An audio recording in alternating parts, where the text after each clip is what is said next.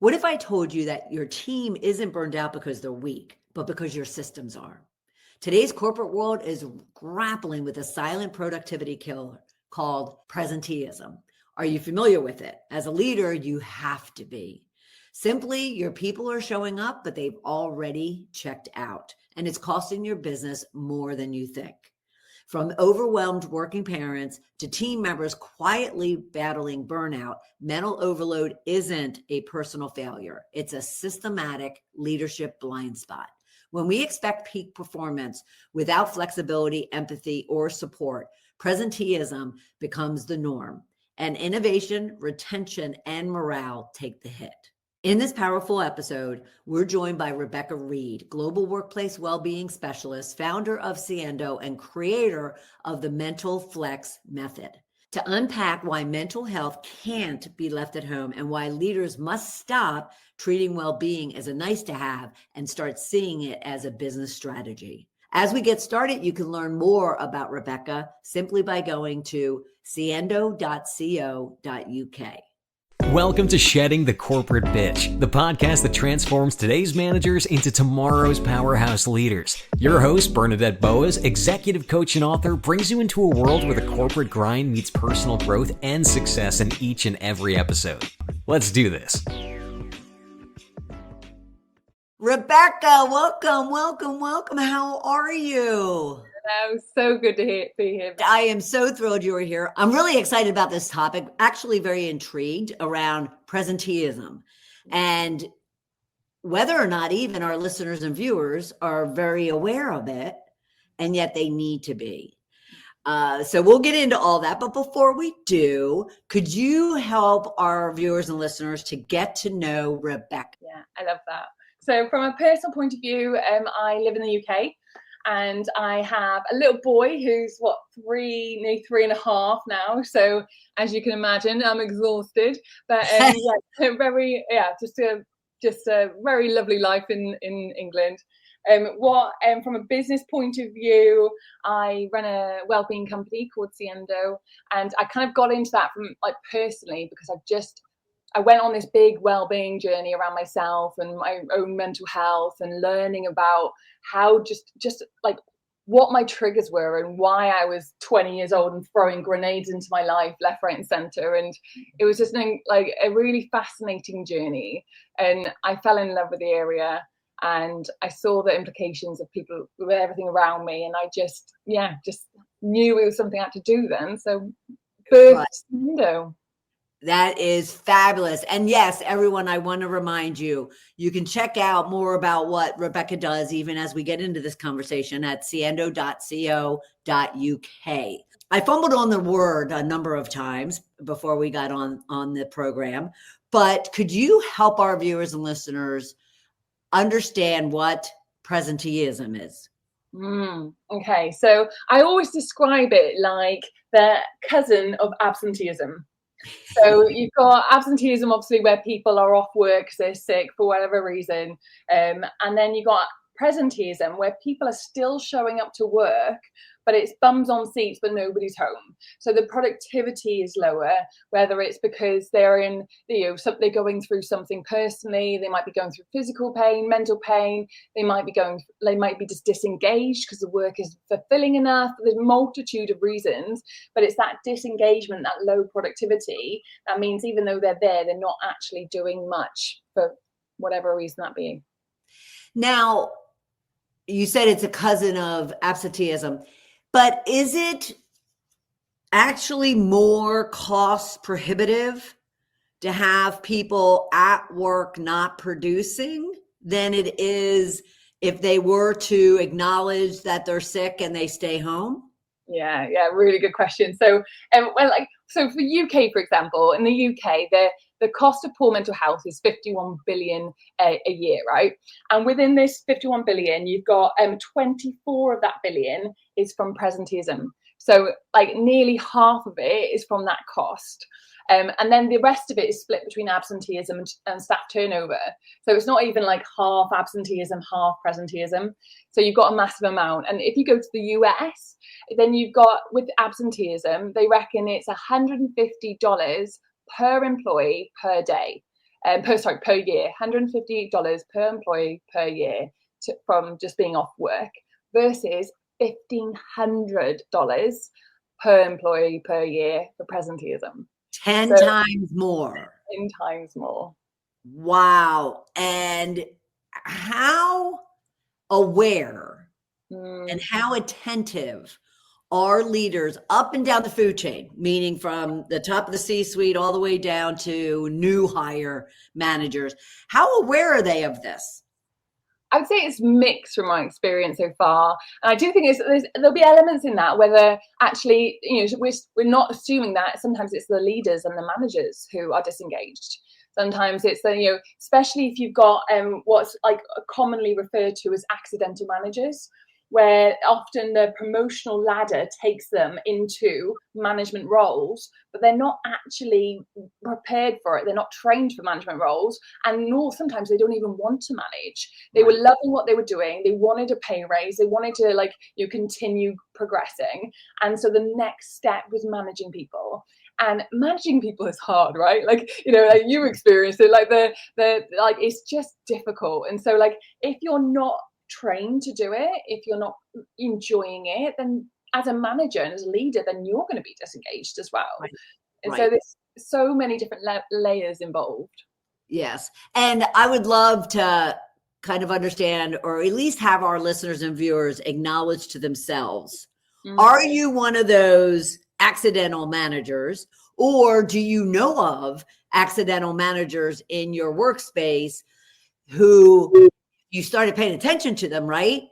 Maybe they would see that they are struggling with presenteeism and therefore be able to somehow get it addressed. Is that a fair question to be asking? Yeah, I think there's a lot of power that can come from a company taking responsibility around, if we're going to put people into management positions, we need to give them the tools to do that. And some of my best clients are those that set up leadership programs, that do succession planning and think, right, what do we want our future leaders to be like? And they prepare them before they even get into the role.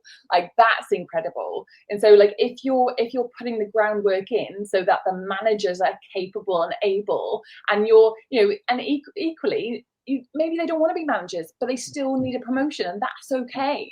So are there other routes within a company that people can take where they get more responsibility, they get more involved, they get higher wages, but they don't have to take on people as a result of that? Yeah. Well, you talked about the fact that this is caused by burnout, it's caused by work overload, it's caused by anxiety, it's caused by a number of things. How many of the managers that you're aware of would acknowledge that? Because they might see that their pride could get in the way, and they may see that as a ding to them, that if they acknowledge these things, they're going to be, and they'll be revamped possibly as a result of them acknowledging to someone that they are burned out, they are overloaded, they are stressed and anxious. Is that an issue? It's a real fear. What they found, so they did a whole host of different surveys around, if you were struggling with your mental health, would you tell your manager the real reason why? And they found, and there's a range of different surveys, they found answers between about 65 to 95% of people wouldn't tell their manager if they were struggling from a mental health perspective. They were more likely to say that they were struggling from a physical health perspective. So they would say, oh, it's my back, I've got a headache, I've got upset stomach, rather than actually go, I'm struggling, I'm burnt out. Especially if the culture is built around not showing weakness. Right. There's some workplaces where they do have that kind of, if you're leaving the office at even at 5 o'clock, then you're part-timer. There's comments made, even if you're a parent and you're trying to spin all the plates and pick up your children and do everything else, then it's the kind of, you're treated differently. So if you are struggling, you are overloaded, no wonder that keeps you silent. And would there be an element of companies allowing their people to look at it proactively even before they have an issue, almost like mental fitness, as opposed to the stigma around mental health? I love the term mental fitness. So it's something that I've incorporated in a lot of my work now, because I've noticed that people are more open talking about mental fitness like physical fitness than they Right. are talking about their mental health. And whilst there's two arguments to that, I think there's a big factor that we need to be taking the fear away around mental health, because often there's a lack of understanding that we all have it. So we all have mental health. It's all part of our overall health. Because if we all have mental health, and we're all going to have, throughout our lives, we'll experience ups and downs, and that's completely natural. If we all have it, why wouldn't we talk about it? Right. So take that fear away around mental health firstly, but also it's kind of also acknowledging that we need to meet people where they are. And if we are still trying to undo decades and decades of fear around mental health, then mental fitness is a really powerful angle. And that's where we can be that really kind of early intervention, prevention side of things that you talk about, of being like, what can we do to support really, really positive mental fitness in the workplace? What can people do for themselves as well? So they're taking their own accountability to make sure that they are looking after themselves. They're embedding practices and working out your mind, just like you work out your body in the gym. I love that. Work out your mind the same way you work out your body at the gym, or if you're a runner or a cyclist outside, whatever the case might be. Now, what I was thinking about too is this also requires leaders to not only address the business aspects of what someone might be dealing with, and not only what the culture or the business industry has embedded in us, since we were young, but also even our close-knit family, community, society has embedded in us. And therefore that requires leaders to get personal from a coaching development perspective, start digging into where is it coming from that you feel as if you have to always be on, that you have to be perfect, that you have to be robotic versus use your heart. Is that what you're seeing as well? Often with all this always on experience and this hyper productivity that often comes with leaders, they work really, really hard. They do a lot. They get to the top, and they often can't switch off, right? And there's part of that is keep in mind that with stress. Okay, so stress has multiple different responses to it, doesn't it? Like, probably heard of the fight or flight kind of response. Mm-hmm. And there's also the freeze, and there's also a kind of overlapping behavior. There's fawn as well. Now, flight, I can talk about all of them, but fight is one of the ones we see a lot within managers, leaders, high performers. And fight is not just what we typically know as shouting, arguing, controlling, things like that. But actually a massive part of a fight response is hyperproductivity.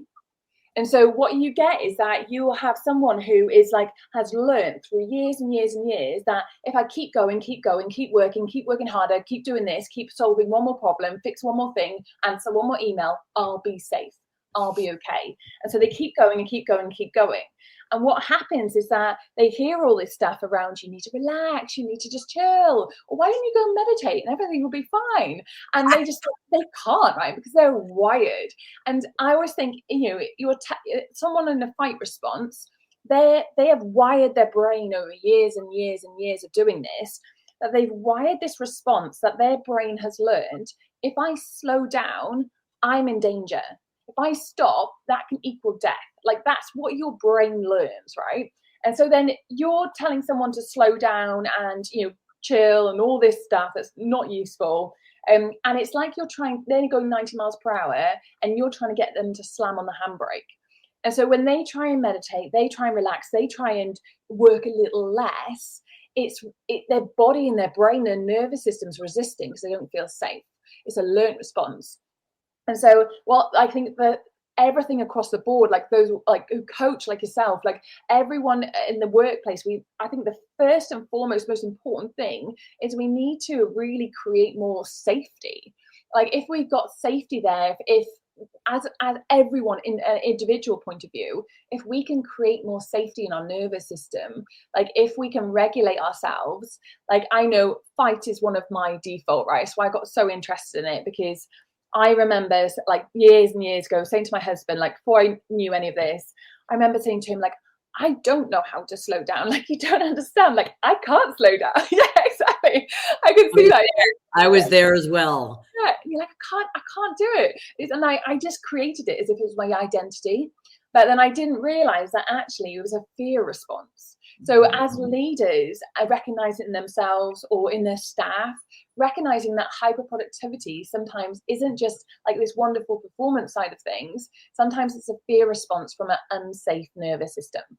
And so getting people to, like I know for me, if I'm trying to regulate when I'm in a fight state, I need to go for a walk really fast outside with a podcast on and be productive and listen to your podcast. And I'm like, right, no, I'm doing good, because that's how I can regulate myself slowly and slowly reduce from 90 miles per hour rather than slamming on the handbrake, so that when I get home, then maybe I can sit down and sit still, or I can step away from my desk because I've met myself where I am. Yeah. And so I really think there's a lot of power in there of understanding what's driving our responses, understanding that hyperproductivity is often a fear response, and then really looking at how we can regulate our nervous systems. Like everything comes down to that, everything. Now, obviously that requires an individual to take responsibility, to really get to know themselves, to pay attention. If the leader's ill-equipped, who do you see is responsible for the focus on mental fitness in the workplace? I think it's always been a debated one, right? Because you'll have, and it's probably embedded historically as well. You'll have companies who are like, well, we put stuff out there for our employees, but they're not taking it up. So they'll try initiatives, employees won't use them, you won't utilize them, and so they stop. Or they won't, so there's companies that are trying, it's not being utilized by the employee. So there's definitely an employee accountability part there, that you need to be able to take responsibility for your own mental fitness as well. But equally with a company is understanding that we put out the standard stuff, right? We put out an employee assistant program. We might put out some wellbeing sessions once a year. We put out some different things. But if we don't know what our employees need and want, then that utilization isn't going to happen, right? Mm-hmm. And like I always think, things like if our employees don't feel safe because all the financial crisis stuff going on, or because of all the politics, because of all this stuff, it's natural that our employees are not going to feel safe. If you're going, do you want to come and meditate? And that's like might be really, really difficult for them to do. And when all they really want is more money, right? So like maybe you can offer some coupons. Maybe you can offer some so you've got to find out what your employees need in order to feel safe. And I think that responsibility, there is a massive responsibility from a company point of view there, because I run my own company, and I couldn't imagine if my work and working for Ciendo was destroying someone's well-being, and I would be wanting to know why. I would be wanting to look upstream and be like, what is it in the processes? What is it in the way that we're working? What is it in the culture that's creating this? It's taking the responsibility of knowing that it's not solely on the employee. While they have to play a big role, you've got to look at the bigger picture of why it's like that in the first place as well. Right, because it could be everything from there's too many meetings, mm-hmm. too much on people's plates. Some people are doing multiple roles, right? They're doing the work of 3 or 4 people, and I'm even talking leaders, not just the workers. And it could be the fact that it's not a physical okay, go and meditate. It's a go to a fitness program, go to a gym, we'll give you access to free lunches. But it's more even looking at outdated systems, outdated technologies that are creating a lot of stress and anxiety for people. And so have you ever given them a checklist? Do organizations kind of have a checklist of all the things that they should be looking at when it comes to their employees' well-being overall? That's a really interesting question. So I've done audits with companies before, and that's been quite interesting, where we've looked at their what has there been their well-being initiatives, what is it being used as, what are they missing, and we've done a gap analysis with things like that. There was a really interesting one where they had a therapist that was visiting it was every Thursday. They had a therapist, and they had their own room, well-being room. And they were like, no one is using it. And it's in a law firm. It's a very stressed place. They needed it, right? And they couldn't understand why they didn't, we weren't using it. And when we looked at it, it was the fact that this wellbeing room was at the end of a corridor and they had to walk past all their colleagues to get there. And so they weren't willing to do that because there was only one place they were obviously going. Right. And so it was not, so it was, you can look at, okay, what do we need? And I think a checklist is such a powerful idea of being like, have you thought about these angles? Have you thought about employee engagement from these angles? And always having like a blueprint. What are the reasonings that employees are given beyond the fact that they have to walk down a hallway? What are the other reasons why they're not taking advantage of it? I think mixture. So I think one of the things is that when you get into a state of burnout, there's 3 core characteristics that often come from it. It's not just exhaustion, which is often what we think of when we think of burnout, but you've got a real kind of lack of engagement and cynicism that comes from burnout.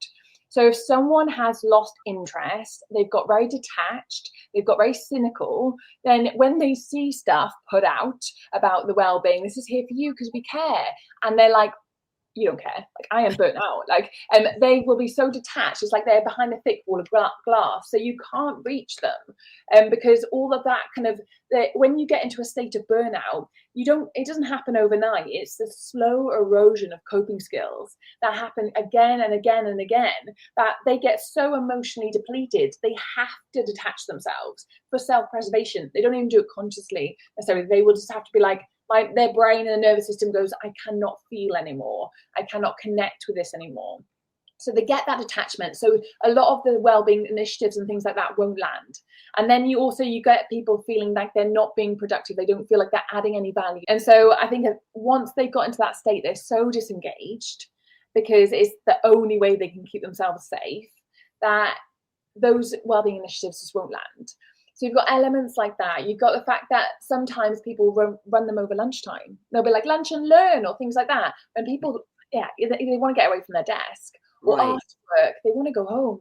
So it's like, it's thinking about how can you feed this stuff into their day, and then really make sure that the permission is across the whole organization to be like, you're not working any meetings at this time. Everyone's calendar's blocked with these hours because this is happening. Yes. So it's an overload.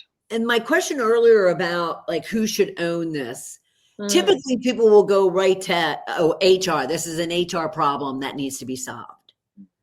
Do you find that that's true, or is it like a C-suite issue that unless they're all on board and they're going to push it down into their organizations, it's never going to fly? What do you find when you look at ownership?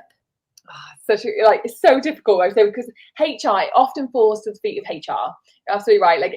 And it's not because it should, but that's where it falls, because they are the people, the people carers, the people of the organization.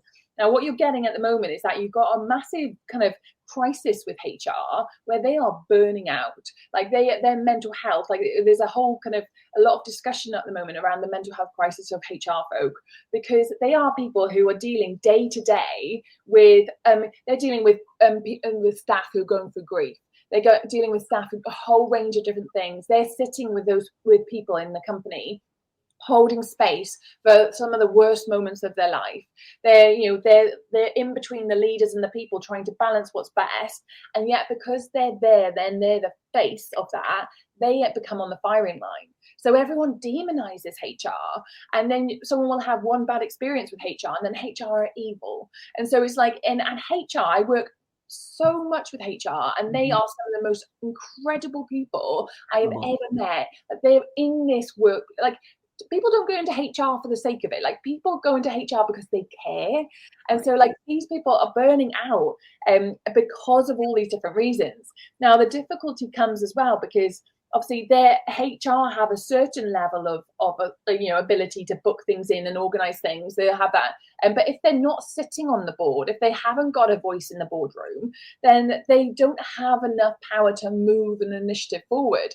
And so if the CEO or the C-suites aren't on board and they don't see the value, which there's a huge amount of value in prioritizing well-being, if they hadn't got that same lens, then they're hitting a brick wall, which is frustrating, but then they're seen as not providing it. Now, the only argument I would say from that is there's always this kind of this opinion that we have of, if the leaders aren't on board, then we can't shift things. But there's a really interesting, I got introduced to it recently, this book called The Influentials. Really interesting, where they say that 1/10 of Americans decide what the other 9/10 of Americans eat, vote, everything. Like, they have a vast amount of like influence. And what this says is that the influencers who we often think of C-suites as leaders are actually not the influencers that we like often have the most power. It's the people amongst us. It's the people that you're in a meeting with them and they're talking and you're going like this. It's when someone talks, you turn around and listen. They're the influencers. Like, they're the people that if you get, and they're the power that you can have from them being amongst the people, that if you've got Sharon and Bob and everyone over there who are influential, if they are starting a conversation, if they are driving the message up to leadership as well, so it's not resting solely on HR's back, then you've got that movement that will happen, because there's a lot of power, not just within that higher levels. And so I always encourage people to look at, like, where are the influentials? Like, where are the influencers in the room? Utilize them, and they will be a lot of power in helping move stuff. Interesting. So it would be valuable for HR to go and seek kind of a committee of those individuals along with them. If we have listeners and viewers and their teams who are struggling with this, struggling with burnout, struggling with mental health, struggling with overall stress and anxiety, what would be one strategy or tip you would want to provide them to be able to then leave this conversation and start chipping away at it? One small step at a time can lead to big results. What would that be? Yeah, I love that. The biggest thing I would say is everything starts with safety. Everything, right? If the more we can do to regulate our nervous system and calm our safety, and by that, it sounds like technobabble, but by that I mean, like, if you are in a state of fight, flight, whatever you're in, you can't work like properly, you can't produce properly, you can't function properly because you're in a heightened state. And so the best thing we can do for ourselves is find ways to regulate. Like, we are acknowledging the elephant in the room and being like, actually, there's a lot going on in the world right now. It's really, really hard. Like, it's understandable that I would be feeling this way. Like, rather than trying to pretend that everything's okay and giving ourselves stick for not being resilient enough. I think there's so much resilience fatigue around now because we're told we need to be more resilient. We need to be more resilient. Well, like that, it's like telling people to be resilient is like getting them to scoop water out of their boat while we haven't plugged the hole. And so, like, what we want to get to the point of is helping people to feel safe. And there's a lot we can do psychological safety in the workplace, but for ourselves, like, there's a really good book. I can't remember her whole name. It's like Dr. Narina. You might be able to find it and put it in the notes. It's called Finding Inner Safety. And she talks about loads of stuff around. It's such a beautiful book. Like, I went through it, and when you start highlighting and underlining stuff, because you're like, oh yes, oh yes. By the end of it, I was literally just highlighting the whole book because it was incredible. So, like, Finding Inner Safety is just this book that talks about. She does a lot on sleep because she says that if you don't feel safe, you can't sleep. So when you're like, if you're getting this insomnia a lot, if you're waking up in the morning with anxiety, all this stuff, it's a sign that you don't feel safe. Your nervous system hasn't regulated. Is that a lot of physical pain, such as back pain, is actually driven by suppressed emotions, suppressed anger, burnout, stress. And back pain is such a big thing where it's often people are diagnosed with non-specific back pain. And what they find is that non-specific, when you can't find anything and the medication's not working and, all this stuff, and a lot of the scans are useless anyway, often they find that a lot of the back pain is caused by all this emotion that's not been dealt with. Right. And so with physical health, regulating yourself, little things like you can do the smallest thing, like putting your feet on the grass. Like, I do the little thing of anytime I start noticing I feel unsafe, I literally put my hand on my heart and say, I'm safe, I'm safe. And it's little things like that. It doesn't have to be massive. Taking time away from your desk, going outside, being in nature. Our brains love being out. All these little things what we can do. When you say someone feels unsafe, Mm-hmm. and you use the example of not being able to sleep, Mm-hmm. describe that form of unsafe that you're talking about. So that safety comes from, like, basically your nervous system is like your scanner. Okay, so it's scanning for danger around you always. And so that's where psychological safety comes into the workplace, because you're in the workplace scanning, going, if I put my hand up in a meeting, am I going to lose face professionally? Am I going to lose face personally? You're scanning for the risk of putting your hand up, challenging an idea, saying no, all this stuff. And if your nervous system scans and goes, no, the risk is too high, like, no, the reward isn't high enough, then you will keep your hand down, or you won't say anything. You won't say that you're struggling. You won't say that you're burning out. So our scanner is responsible for whether we feel psychologically safe in the workplace. And so that's one element. But then equally, there's safety within our own lives. So if, for example, we've gone through trauma and we haven't regulated from that, we haven't gone through the recovery work, then we are on a hypervigilant state. Our nervous systems are going, where's danger? Where's danger? It can be anywhere. And what happens is that you basically have to reteach your brain and reteach your body that you are okay and you are safe. It's basically like, all the stress management stuff, like that is helping to regulate your nervous system. Like Right. all the stuff that you do for your well-being, that helps to regulate your nervous system. Connection, like all this stuff helps to regulate. It's just that we don't understand it because no one talks to us about it. No one trains us on this. We don't understand it enough, and we don't, that kind of flight or fight and stuff. We don't meet ourselves where we are. Right. And so we try and regulate in a way that doesn't fit our response. Okay. And one last thing is, you talked about what an individual can do for themselves, and that is self-regulate. What can one of our leaders that are listening or watching, what can they do to help their team members in regards to their well-being and to minimize this presenteeism? Yeah.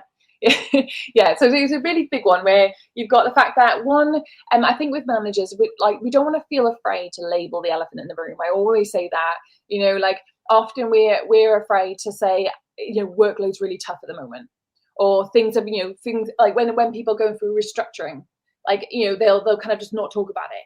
But actually saying, look, I know everyone's going to feel quite uncertain at the moment. Everyone's going to feel on edge. That is natural. We're going to, and I will keep communicating to you. And I think you can't over communicate when your team don't feel safe. Okay, so communicate, like really label the elephant in the room. Because they've actually got research around this that they say when you label emotions, it actually diffuses some of the impact of the emotions. So by labeling that, of course, that everyone's going to feel fear. There's so much going on politically. There's so much labeling that will reduce some of the impact of it. So communication around that is huge. One of the things managers can do as well is like learn around their well-being and conversational side of things. So put themselves through training around how to hold safe conversations around mental health, so that when their team do bring mental health conversations to them, they don't panic.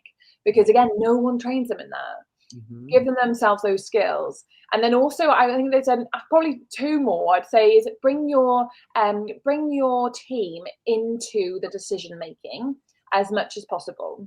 So what we often do, there's often a lot of kind of decisions that are fed down from the top. And when they found that when employees don't have autonomy over the day, over the decisions that are being made, then that lack of control can lead to stress and burnout really badly. Like humans need control, right? Need autonomy. And so how can you bring your team into decisions? Like they found that when people are part of change, when they are part of the whole process, they actually buy in more to change if it's part of that. So that's huge. And then also, so you've got communication, you've got mental health skills, you've got part of the change. And the fourth one, a big part of psychological safety, is encouraging people to challenge you. So we fear challenge, right? We fear like if people challenge us and they're challenging our authority, they're challenging our worth, they're challenging our intelligence. But actually what they've found is challenges are an incredible part of people showing that they feel safe around you. If people are safe enough to challenge you, that's a powerful thing. People Yes. better when they challenge each other. People think that you get more innovation, everything. And so what we want to make sure we're doing is encouraging them to challenge us. If you think there's a better way we can do it, tell me. Let's put out ideas. There's no, and then when people do challenge you, deal with it well. And I always think if you invite people to challenge you, when they do, it doesn't feel so scary, because you've actually invited them to do that and they're just doing what you've said. Can I give you one more book recommendation as well? Absolutely. Unlearn Your Pain. I can't remember the guy from it. I'll have to send it to you. Unlearn Your Pain is an incredible one. If physical pain is one of those things that someone's dealing with in the workplace, Unlearn Your Pain takes you through like a 28-day program of how to calm your nervous system and how to work through the pain. And it's been incredible for helping people fix and basically move from a life full of pain to no pain. But it's so powerful, considering back pain is one of the most common things people are experiencing lately, like physically. It's something that will help you regulate your nervous system mentally and physically. Rebecca, thank you so much. This has been terrific. You're so welcome. Have a lovely, lovely day. You too. Presenteeism as opposed to absenteeism. Rebecca explains the difference between the two, and at the same time explains why the former, presenteeism, is far more costly than absenteeism. We'll make sure all of those books are referenced in our show notes with the author and where you can pick them up. Really think about what is your role and responsibility to not only to your team, but to your organization around providing the resources, providing the support, providing the programs that will attract your employees to taking care of themselves, engaging with those programs, with those initiatives, with those resources and that support, and addressing what is it that's causing them to be burned out, to be anxious, to be checked out. And again, share this with your team members, share this with your peers. Come back each and every week for a new episode of Shedding the Corporate Bitch, because we have some fabulous topics that we discuss and fabulous guests to really dive in and give you the tools and the strategies you need to be that powerhouse leader. And to do that, you can follow the show. Go to balloffirecoaching.com/podcast, and you can follow along on any one of your podcast streaming services or on our Shedding the Corporate Bitch TV channel on YouTube. I'll look forward to having you for another episode of Shedding the Corporate Bitch. Bye. Thank you for tuning in to today's episode of Shedding the Corporate Bitch. Every journey taken together is another step towards unleashing the powerhouse leader within you. Don't miss any of our weekly episodes. Subscribe to our podcast on Apple Podcasts, Spotify, or wherever you love to listen. And for those who thrive on visual content, catch us on our Shedding the Bitch YouTube channel. Want to dive deeper with Bernadette on becoming a powerhouse leader? Visit balloffirecoaching.com to learn more about how she helps professionals, HR executives, and team leaders elevate overall team performance. You've been listening to Shedding the Corporate Bitch with Bernadette Boas. Until next time, keep shedding, keep growing, and keep leading.